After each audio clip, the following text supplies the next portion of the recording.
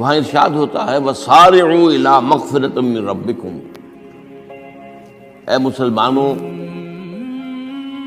دوڑ لگا دو اور آگے سے آگے نکلنے کی کوشش کرو۔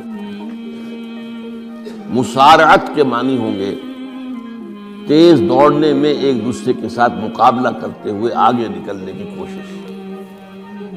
سارعوا الی مغفرۃ من ربکم، اپنے رب کی مغفرت کی طرف دوڑو اور دوڑ میں مقابلہ کرو، ایک دوسرے سے آگے نکلنے کی کوشش کرو۔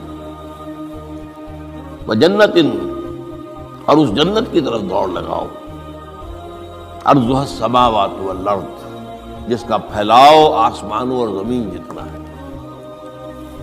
اعدت للمتقین، وہ تیار کی گئی ہے، سجائی گئی ہے، اسے پورے اہتمام کے ساتھ تیار کیا گیا ہے اہل تقویٰ کے لیے۔ ان اہل تقویٰ کے کچھ اوصاف کیا ہیں؟ الذین ينفقون فی السراء والضراء، وہ لوگ کہ جو خرچ کرتے ہیں، مراد ہے اللہ کی راہ میں، اور اللہ کی راہ میں خرچ کرنے کی دو مدیں ہیں۔ اللہ کی رضا کے لیے اس کے بندوں میں سے جو محتاج ہوں، جن کو کوئی ضرورت لاحق ہو، ان کی مدد کریں، یتیم ہوں، بیوائیں ہوں، مسکین ہوں، کوئی قرض تلے دب گئے ہوں، وہ سب کے سب اس میں آ جائیں گے۔ لہذا دوسری مت کیا ہے؟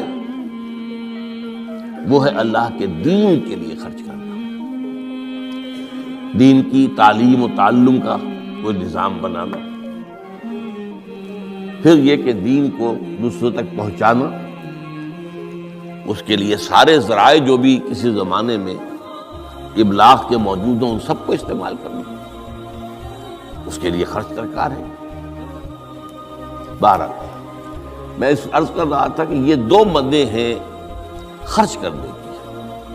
الذین ينفقون فی السراء والضراء، مسرت کی حالت میں آدمی کے پاس کافی ہے، غنی ہے، تب خرچ کر رہا ہے تو ظاہر بات ہے اس حالت میں طبیعت پر اتنا بوجھ نہیں ہوتا خرچ کرنے میں، لیکن خود تنگی محسوس کر رہا ہو پھر خرچ کرے، یہ گویا کہ اس سے اگلا ایک قدم ہے، ضراء ہے، تکلیف کے اندر بھی ہو تو خرچ